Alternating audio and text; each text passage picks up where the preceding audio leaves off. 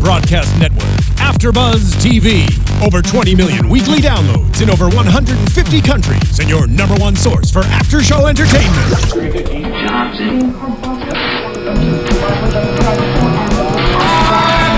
AFTERBUZZ TV, the destination for TV superfans. Producing aftershows for over 300 of your favorite TV shows. Interviewing celebrities and showrunners. And bringing you behind-the-scenes exclusives. All thanks to E! Entertainment's Maria Menounos, producer Kevin Undergaro, and internet leader Akamai. Now, let the buzz begin!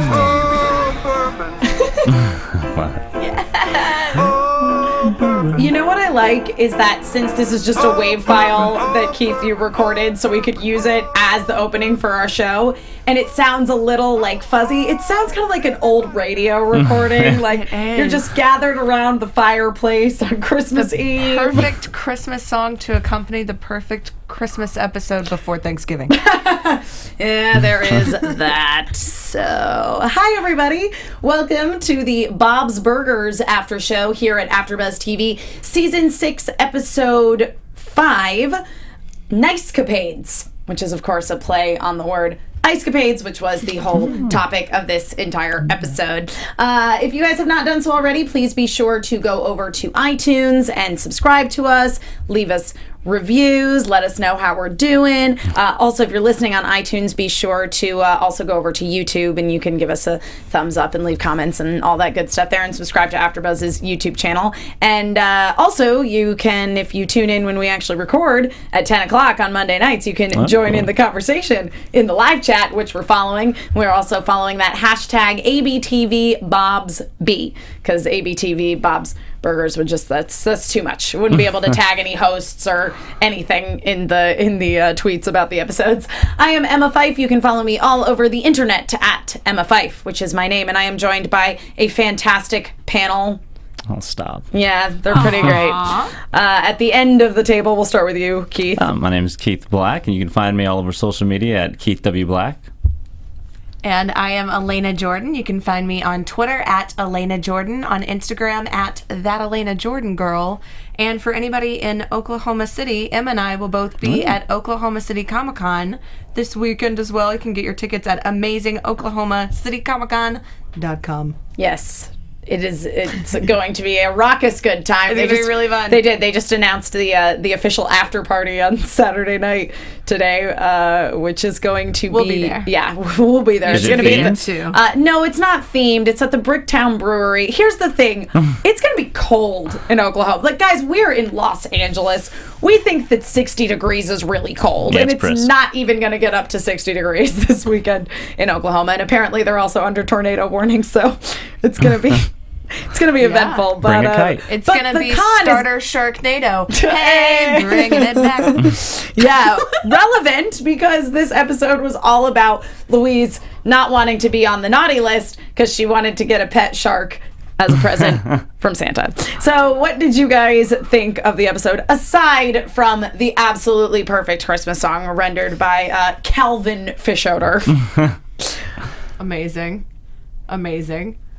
It was so good. I mean, just from the very opening because I always like to see what the buildings are. Yes, when they switch it out, and you're missing the poinsettia. I was like, oh, this is going to be a good one. Yes. It's a perfect kickoff for a Christmas episode. Yeah. It was a very Belcher Christmas. Yeah. And I think I'm a little selfish when it comes to actual Christmas episodes. I want them as soon as possible. I will watch a Christmas episode of something immediately after this Christmas or the last Christmas. I don't care. I'm like, I'm already in the mood. Like, it's over and I'm sad. I want it back. And when it's almost here, I'm like, oh my God, yeah, Thanksgiving, no one wants to get together with the family anyways. Like, let's skip that. Aww. We'll only do it once.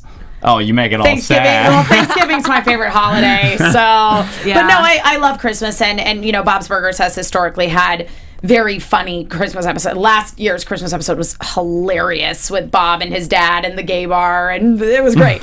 But this one was fantastic as well. I loved in the beginning and the obvious like fake Brookstone that they were in with the massage chair. I believe it was called Unnecessaries. Unnecessities. Unnecessities. There you go. And the OMG Mall. And I know, the OMG Mall. Which, so good. Which, side note, looks freakishly on the interior. And I know that it's like, okay, it's generic mall interior or whatever, but the mall that I grew up going to, the Danbury Fair Mall, had a big glass, like a whole ceiling was glass, just like it was in this mall. So I was having some mall Christmas time flashbacks to the Sharper Image in Brookstone. I don't know about you guys. It's like the Galleria back home. Yeah. And you would always, I'm like, Gene, you just get me. And he's like, none of us are going to buy the chair, but we're all going to take turns pretending to buy the chair. Yeah, exactly. And I always feel so guilty whenever I go in there and I'm looking at the chair and I'll walk past it a couple of times. I'll look back at it. I'm like, okay, no one's looking. Like, maybe I will buy the chair. I'm looking dressed nice. Like, then you sit in it and then just the guilt just shakes me out. And I'm like, I got to get out. I gotta leave. The guy's staring at me. Yeah. Oh, I love that, because I'm never the gonna one buy waiting, going, get out. I have no shame. I'll jump in. I was going to say, I can't say I've ever experienced guilt shaking me out of the chair. I have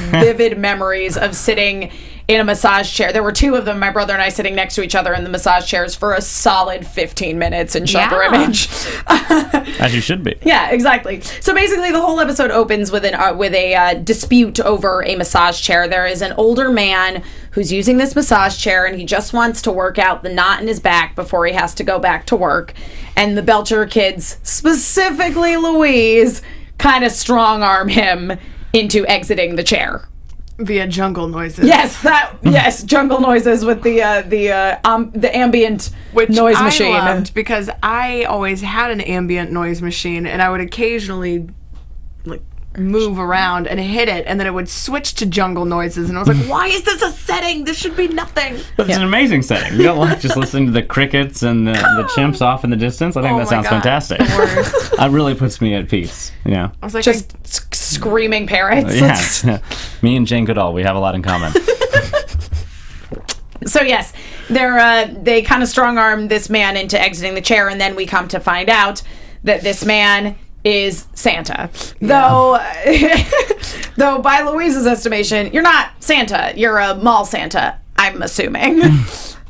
Santa 5748. Yes, exactly. To be precise. Well, according to Louise's nightmare, which she has right after they have kicked Santa out of the chair, and they start to basically get nervous that Santa is going to report back to actual Santa that they have all been really bad and therefore undeserving of presents.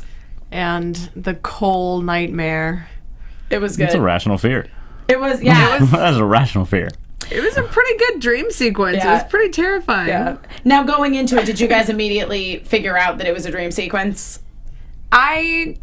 Not at first. Okay. I just liked Tina when she has the letter and she's like, read it, damn it. I know, that was great. Just not messing around. But it was around I was like, okay, the parents wouldn't have done this. Yeah. This is going to be a dream. Yeah, exactly. That would have been an amazing turn of events, though. I thought that was actually a really interesting dynamic that we were seeing between the kids and the Santa and the parents, because by this episode's estimation, though we don't know for sure from Tina or Jane, because it was definitely a Louise-centric episode, but it seemed like all of them still believed in Santa.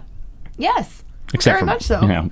Clearly Bob. Right, no, Bob and Linda obviously didn't, but I feel like Linda almost is in on it. I feel like she's like, I'm going to believe. I'm going to believe for the kids. Yeah, but there was never a moment of, like, Bob...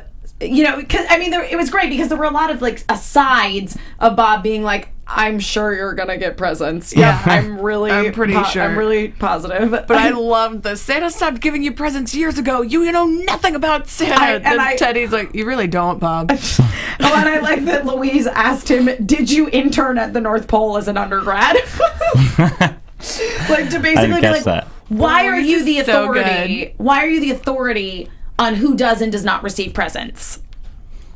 I liked it. I think it's Louise. Fantastic. Yeah. What was her coal reference? Her pun with coal was fantastic.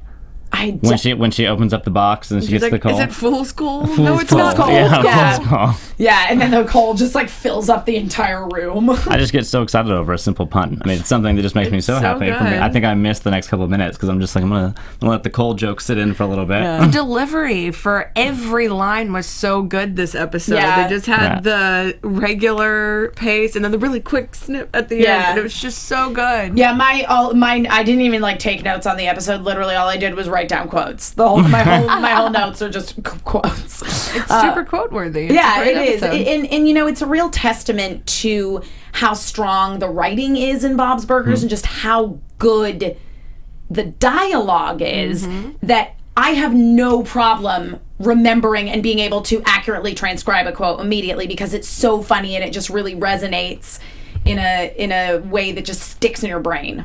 Yeah, the character's so clearly defined. You've got a situation with you've got two girls and a boy with these parents that are almost, inept to a lot of extent. And they're just such all uniquely strong characters, but nobody overlaps the other, which is great. You've got Louise, whose intention is to be the overlapping character, and she still somehow is subdued by the other two, which ends up a calm and collected. I mean, Tina is the most, drab person you can have. It's just boring, Yeah. But sometimes she's so exciting. She is, but this is the thing, is that Tina on the outside is this very stoic, bland sort of character, but Tina's imagination is so vast. Tina is amazing. She's Eeyore with the subscription to Teen Beat. Yeah, that's a really good description of her. I expected her to really get into the ice skating. I thought that was going to be a big part of it. It was once they moved over and they're like, okay, we're going to put on an Ice-Capade. Yeah. That I'm like, oh, Tina's going to totally take this. She's going to have her get up and she's going to use this as a way to get boys. Like that's what's her song's going to be about. And I'm like, that would be perfect for them. Yeah, I mean, I could have seen her having a vivid fantasy of her skating this beautiful Ice-Capade and Jimmy Jr. falling in love with her. I would have loved to see that, but it's just unique to be a Louise idea. Yeah, we're gonna go ice skating is how we're gonna do this. Yeah. It's like, okay, because ultimately, this episode was about the fact that Louise is more like the rest of her family than she cares to admit. Yeah. Yes.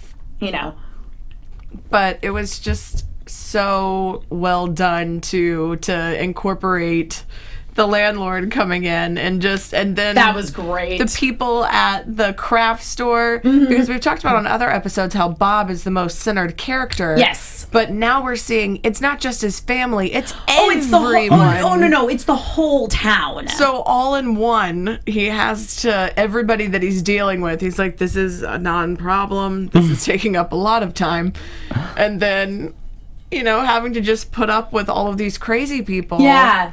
And everybody's been in this situation where you've walked into a store during the holidays and you're like, look, I'm going to go into this. I'm expecting something. It's going to be priced up. Right. That's a deal we have, I know that you're going to kind of, bend me over when it comes to certain items. That's fine. But the toothpaste should not be $10. Like, there's a certain line where the store is being arrogant. Right. And a gift wrapping store or I want cloth. And he's like, we're going to jack it to the moon. And you're the like, craft store. Come on. Like, it's crafts. Like, how many people are crafting this close to Christmas? We're having a great after Christmas sale. Tell them about it. Yeah, it's just so arrogant. I love it. And then I love that. I was like, I wish there was another craft store. I know. And that, once again, that just, this was a really great episode that, again, as you were saying, Elena, just kind of showcases this bizarre world that Bob, this relatively normal guy, lives in. And again, they characterized Bob really well with just the kind of boring, normal ideas that Bob has when he's shopping for Mall Santa's nephew. Oh. And he's like, well, what is he into? And Mall Santa's like, normal nephew stuff. He's like, okay, is he into sports or something else or calendars? Calendars? Nobody's into calendars. But everybody gets one. Yeah, it's true. Everybody gets a calendar every year, and you're like, you think little of me. Well, or by the logic of this episode, it's because whoever was shopping for you was shopping at the mall and all the other stores closed early except the calendar store. That situation is probably perfect for one person out there. They're like, this was me. This was me last year. Yep. And I love that it was Accurate Calendars. Yep, as the name of the store. You're like, I'm like, that's good. I'm glad I came here. Your competitor, Inaccurate Calendars, was just all they sold went out. out of business. Yeah. I really enjoyed the that. Okay, so this is going back to when Mr. Fishoeder shows up and he gives Bob the gift, and he hands it to him, and he's like, "Oh, you've never received a present before. You don't know what to do with it." Bob's, no, I've gotten presents before, and he opens it, and it's envelopes. So good to put the rent money. Yep. So good. Yeah. I assume that's what was holding him back. Yeah, and he's like, nope, it's the thing that goes in it. The money. But the best thing is you could never tell if Mr. Fishoeder is being sarcastic and snide or if he genuinely, like, he's just also in his own world. I felt like in this episode he was being completely sincere, honestly, with the envelopes. I don't know if either of you guys disagree, but I feel like, yeah, because he's just so odd. Like, you would assume anybody saying that's them being snide, but he's just a bizarre man. He's an all-around slime. To see... Well, I just am glad that we got to see some of his brother this episode as Felix, well. yes. Zach Galifianakis plays Felix. In that wardrobe. Oh yeah, my. Yeah, it's so well, and I loved because again, you know, one of the things I love about Louise as a character is how hard she tries to be a hard bargaining adult. Yeah. You know, certainly more so than either of her siblings, who are pretty preoccupied with being children. And that, so she's working out with Mr. Fishoeder being like, hey, you don't own the mall, do you? He's like, well, I own part of the company that owns the debts of the mall. And she's like, we need to use their ice skating rink, and his bargain of, I'll do it for a song. I get to perform one. It's so good. I just love that she's like, oh, the rinky dink. We need to use it. The He's rinky-dink. like, I named it after my dink. Yes, it's I very thought that. rinky. I wasn't sure whether he was proud or sad at the same time. The way he said it was just with such confidence. It's like, wow, you're so verbose. I think my inclination is not ashamed. Shall we say that? Be proud of your body. If he named his entire ice skating rink for his rinky dink, I feel that's probably a source of pride. Yeah. I mean, yeah. I agree. If he would have named the mall Rinky Dink Mall, though, then you would have been impressed. You'd been like, okay, That's Mr. true. Fishoeder. No, but it's the OMG Mall. It's so much more exciting. Which I couldn't help but say in my head, like, OMG Mall. Like, that's how I read it every time. Yeah. I'm pretty sure that was intentional. I also loved Teddy's hockey team, the Mighty Schmucks. It's a good team. Jewish hockey team. Teddy was like, don't tell him I'm not Jewish. That was good. It was a good time. So yeah, they basically, the kids formulate the way that they're going to get Santa to ensure that they are not on the naughty list is to have an Ice-Capade show, because where Santa sits is right across from the rinky dink. It initially starts with Jean suggesting that, we can carve a message for him into the ice, and then he'll definitely see it, and they decide, no, we're going to put on this ice skating show. I just love that first they bring him milk and cookies. Oh, that scene was hilarious. But say, so these that are in no way an admission of our guilt. Yep. Just something nice. Yeah, that scene where they lined up twice Louise. to talk to Santa was great. Especially when the elf attendant was like, you don't want to take a picture with Santa? I'm going to have to ask you to move along. They're like, all right, we'll go to the back of the line. I'll see you in 40 minutes.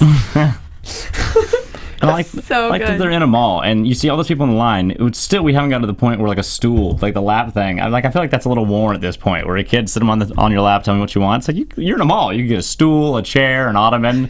Like it could be a lot more comfortable of a situation, because he already said his legs were hurting from doing the ironic adult pictures, Right, with the exactly, kids. yeah, It's his like, give yourself a break. His lap's not as strong as it used to be.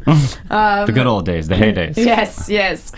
So yeah, the kids fail to impress Santa when they go to take photos with him, so they hatch this plan to do the Nice-capades, as they're calling them, and then they all come up with nice things that they did that year. Well, Tina and Jean do anyway, and then Louise decides that they need to embellish their stories.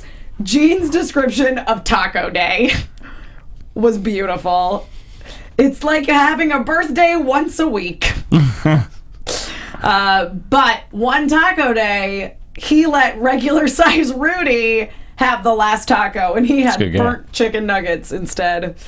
Except, unfortunately, he loves burnt chicken nuggets, so it wasn't really a huge sacrifice on his part. I have to say, my favorite was still Tina.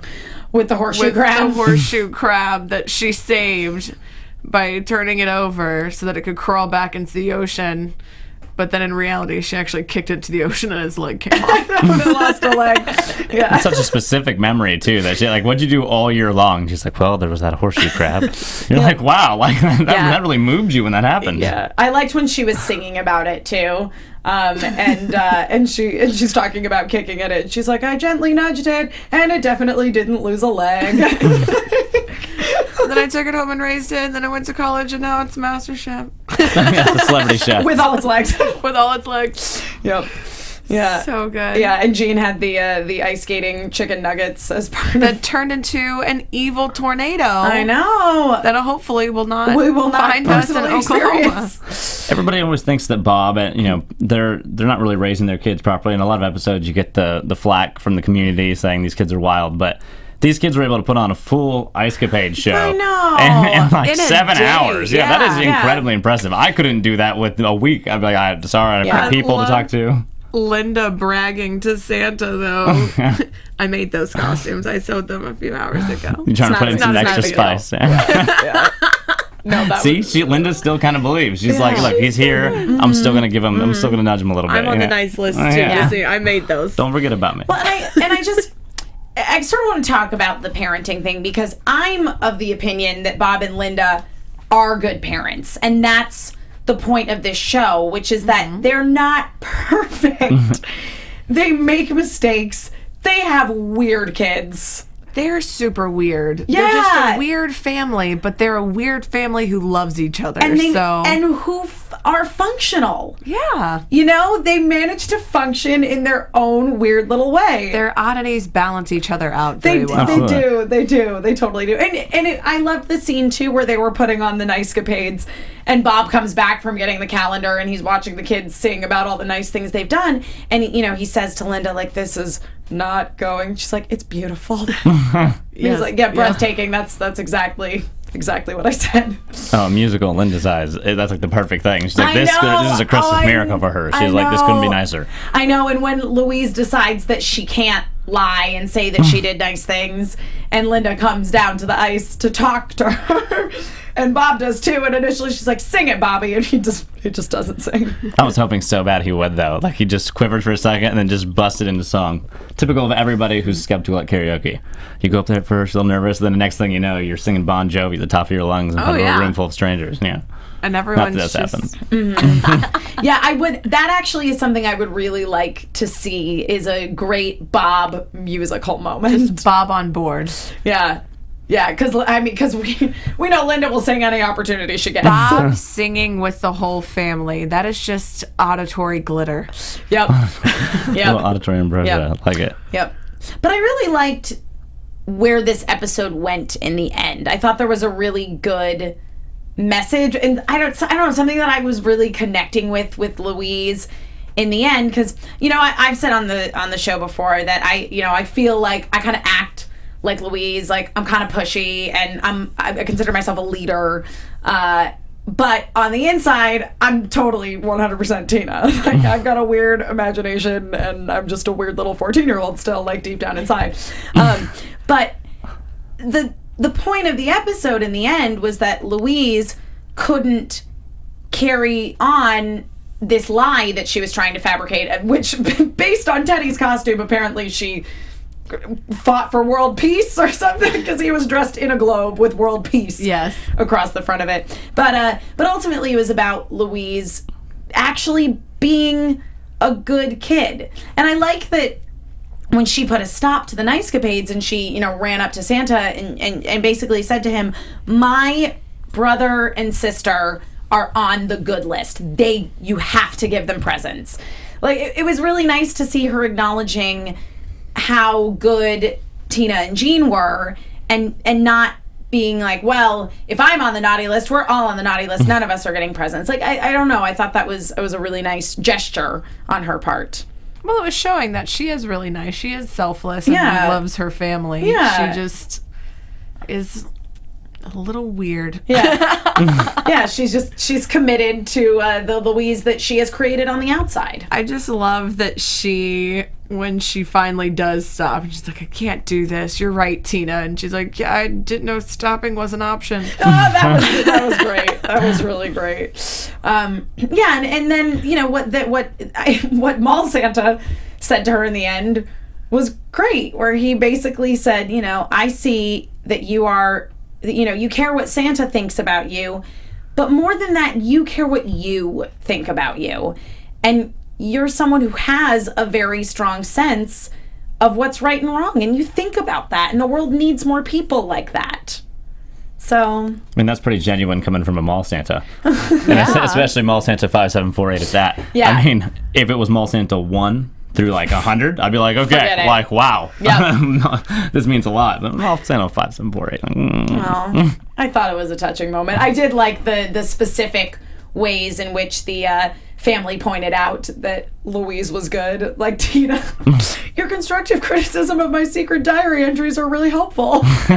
I just loved Linda singing her commentary. Yes. Like, telling Bob she doesn't know why he watches The Weather Channel. because she's so bored. And then just when she's saying that Louise told Gene to put his penis away. That was great. I was like, oh, this is such a melodic dick joke. Yeah. That's just...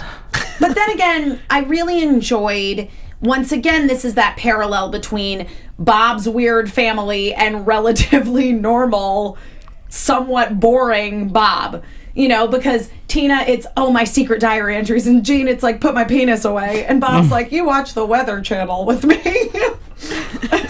It's exciting. I mean, you guys just noticed there's a tornado coming. I'm sure Bob's thrilled right now. He's at home. He's all buckled in. Bob He's like, is, whoa! Glued to that tornado watch right now. Watch out, Oklahoma. Here comes Bob. Oh, gosh. But that's the thing, is if Bob didn't have his weird family, he would be kind of boring. Yeah. So it keeps him, I think, from being bored with his life, and he's always wrapped up in something with these guys. So why wouldn't he have Christmas Eve at a Nice-capades that his family has put together last minute? Yeah, it's true.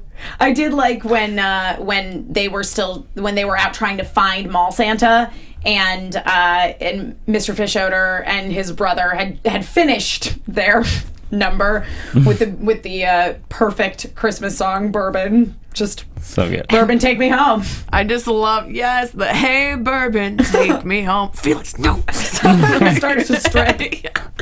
He was feeling it. He was feeling the bourbon. I don't shame Felix at all. I totally understand where he's coming from. I would have done the same thing. But I liked the fake crowd work that they did. Yes. So, where are you from? Say somewhere interesting. Say Nantucket. Nope. Okay.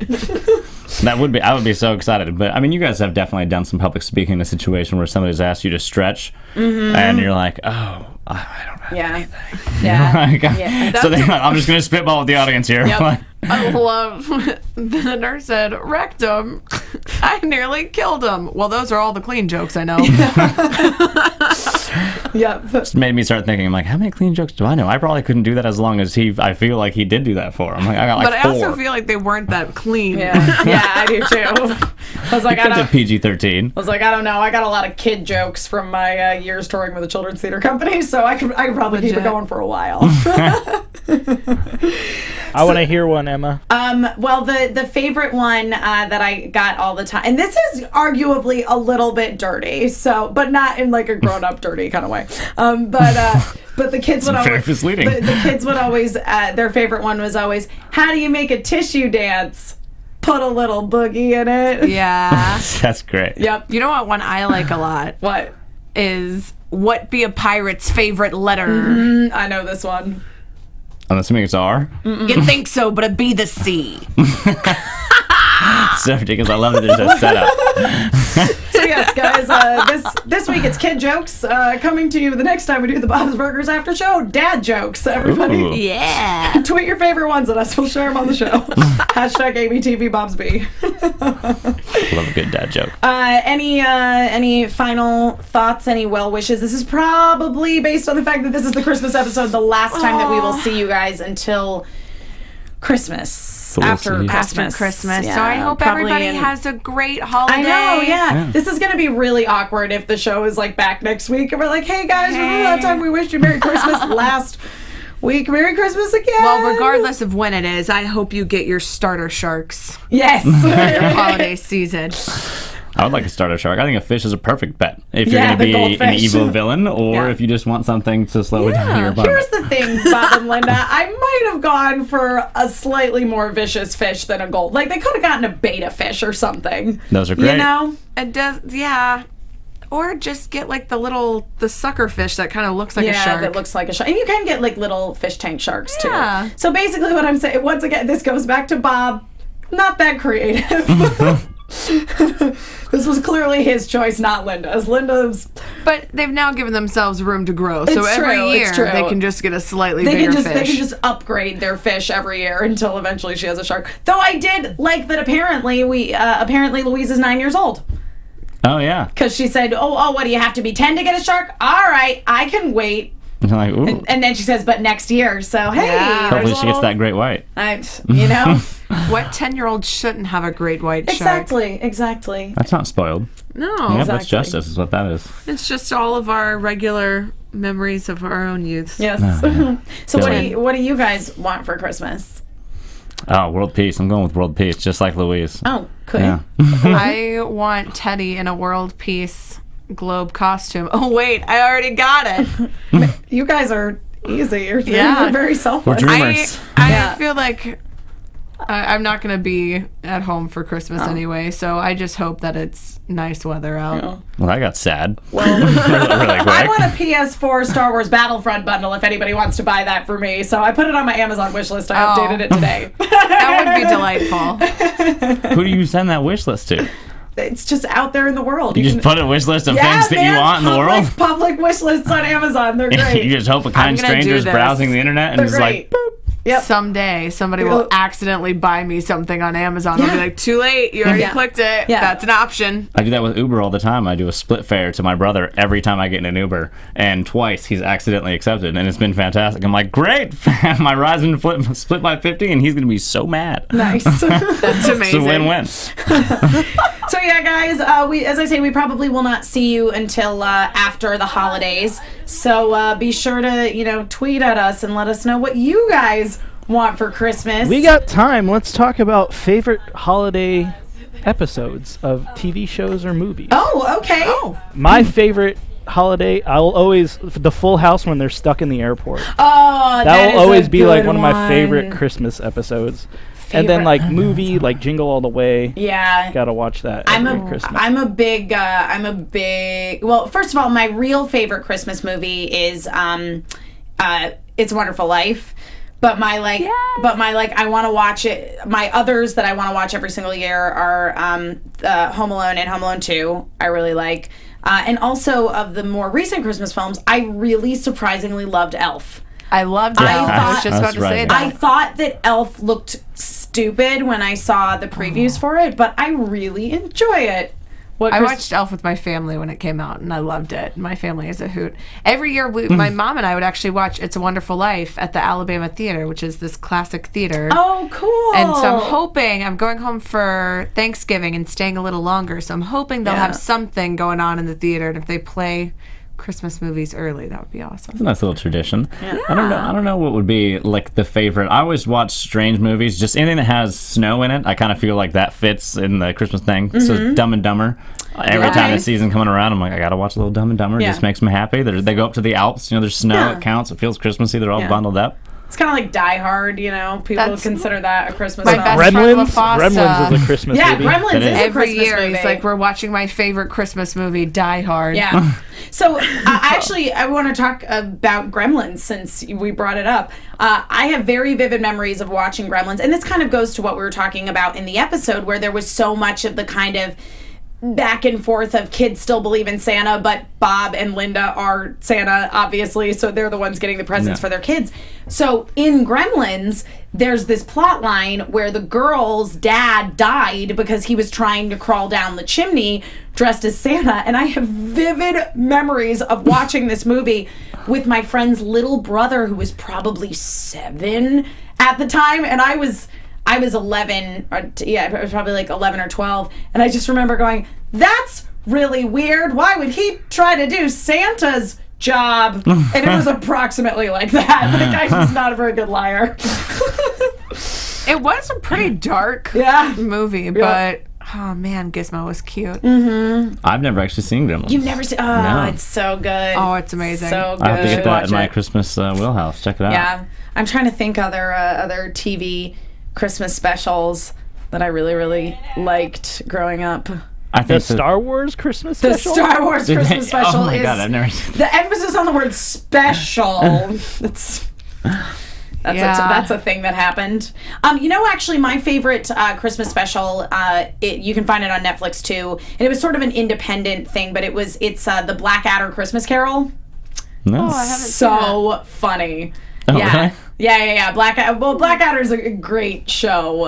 It's Mr. Bean. Oh, why am I totally drawing a blank on his name? Yep, it's like on the tip of my tongue. It'll come to me. Rowan Atkinson. But it's so like basically it goes through the like Blackadder Christmas, and so he goes back in time and sees how he was this nice subservient person, that the current guy is this very nice subservient generous man, and he gives away all of his money. So he's like the opposite of, it's like the opposite journey of Scrooge basically. So he goes back in time and sees that his ancestors were jerks, and then he decides to become a jerk. But he ends up, I don't want to spoil it. It's really good. I do love Scrooged with Bill Murray, Yeah, too. that's a good Scrooge one. is great. I love that one. Well, Bill Murray has just been rocking it out of the park. I mean, for decades. Amazing. But the Griswolds, a little bit of Christmas, the Griswolds. Oh, yeah, Christmas Vacation. You can never go wrong. Yeah. And that poor guy, Chevy Chase says he is aged so poorly. Aww. You look at everybody else, and they're just like, you're like, Karate okay, that's dog. all. And then him, just like, whoa, dude, Father Time just got a hold of you and wrestled you to the floor. Yeah. Just, you've seen him on a Community. Yeah. Have you seen Karate Dog? No. Well, that's a treat for you. That's my Christmas present to you all, is go find Karate Dog as voiced by Chevy Chase. Oh, he just voiced over a show? It's a dog that does I'm assuming karate. He's a karate dog. I'm going to write that down. pretty That sounds- self-explanatory. Sounds Karate, amazing. yeah, Karate Dog. That's really And all you The need to know. Ginger Dead Man with Busey, which is another Christmas horror classic. That sounds amazing. Oh, Yeah. yeah. He's an evil killer who Yeah. drops his blood into a vat of gingerbread cookies Yeah. and comes back. Yeah. He's Gary Busey, so... Nice. I would love to get him to be voicing over a character in Bob's Burgers. Do you know how amazing it would be to get Gary Busey? And That'd just be great. Be like, look, Gary, here's the script. You choose which character you want to do. And You then can do anybody you we're want. just gonna put you in front of a We'll fix microphone it. and It Yeah. would just- be incredible. And you just go. You just go. do it. We'll script whatever Yeah. you write and somehow fit it into the show. Yeah. I feel like this isn't, because of the nature of this show, because it is very, it's an episodic slice of life comedy. This isn't, you don't really get into like predictions territory with this like you do with more kind of plot heavy show. Like Bob's Burgers doesn't really have like a story arc. I mean, the characters... can watch them out of order. Exactly. The characters have individual growth, certainly, but it's not sequential. No. Yeah, it's not. It's, if you miss an episode of Bob's Burgers and you watch the next week, you haven't missed anything that's going to make you terribly confused. They'll sometimes reference past episodes, but it'll just be like little Easter eggs, or Yeah. if it's important, quote unquote, for whatever reason, they will actually flash back to it. But I guess then what I want to know from you guys, rather than like predictions, is like hopes and dreams for the future of Bob's Burgers. What kind of storylines or guest stars would you guys like to see covered on the show? I know that the next episode has Gail's name in it. Yes. That brings me great joy. Yep. Because any Gale-centric episode, I am all on board. And I would love to see some more Mr. Fraun, because last time we saw Gale, he was out of town having Thanksgiving. Right. With his aunt. With his aunt, like you do. So, yeah. I'm a big fan of seeing them just get out of the restaurant for a bit. Mm-hmm. Every time they get out of the restaurant for a bit, I think it's as the whole family, not just isolated characters. Right. It's always something unique, and they're able to spin the episode in a way that normally they can't, because they're restrained by, okay, look, you're in the restaurant, the kitchen, the house, or somewhere, within the small little community. Yeah, I so agree it's nice with to get you. them outside of that. Yeah, It opens the world to It's like anything. One of my favorite episodes last season was when they went to the house on the shore that Teddy was kind of maintaining while the people were out of town. It's true. You get to see a nice new family dynamic when they're not in their usual little world that we see in pretty much every single episode. Elena, did you notice the burger of the week this week? Did you write it down? I did, and I can't find it. Do you have it? I do. I have to admit, I watched this episode 3 times because I loved it. But it was the pear burger, slices of partridge not included. Okay. Pretty good. Those are extra. Nice. They cost Yes. more. They jack it up during the holiday season. Yeah, no, it was the pear tree burger. Yeah, pear tree burger with slices of partridge not included. Yep. What is it? What is a partridge? It's a bird. It's a bird. Just a bird? Yeah. Yeah. No, nothing special about That it. apparently likes to hang out in pear trees, according to songs. Well, I mean, pears are delicious. But I get that. only one at a time. Yeah. Just Yeah. one partridge. Just at a pear one. tree. Yes. Oh, Bill's in there. All right, guys, come on. We got to keep looking. Turtle doves. The turtle doves are bros. Yeah, and but don't even Yeah. get me started on those French hens. Like, Oh. It's like, all right, get some independence, guys. Yeah, a little Too matey. many. Sounds like a hen house in here. alrighty, guys. Well, I think that's going to conclude this holiday special, magical, spectacular AfterBuzz TV Bob's Burgers episode. Thank you, everybody, for watching, for joining us. Keith, where can we find you on the internet? You can find me anywhere on the internet at Keith W. Black. And Alana. Elena. You can find me on the internet on Twitter at Alana Jordan, ALANA JORDAN, and on Instagram at That Alana Jordan Girl. Again, you can find Em and I this weekend at amazing Oklahoma City Comic-Con. And you can find me all over the internet at Emma Fyffe. It's my name. You can also find me with Elena at Amazing Oklahoma City Comic Con this weekend at the Cox Convention Center. That is November 20th through the 22nd. And you can find me on a bunch of shows here at AfterBuzzTV.com. Follow me on Twitter. I tweet about them. I tweet about my whole life. So if you follow me on Twitter, you'll basically know what I'm doing pretty much every hour of the day. Thank you so much again for joining us, you guys. As I say, we probably are not going to see you again until January. So hang in there. Don't forget about us. You can keep the conversation with us going using that hashtag ABTVBobsB, and you can always leave us reviews on iTunes and on YouTube as well. And until we see you again, goodbye.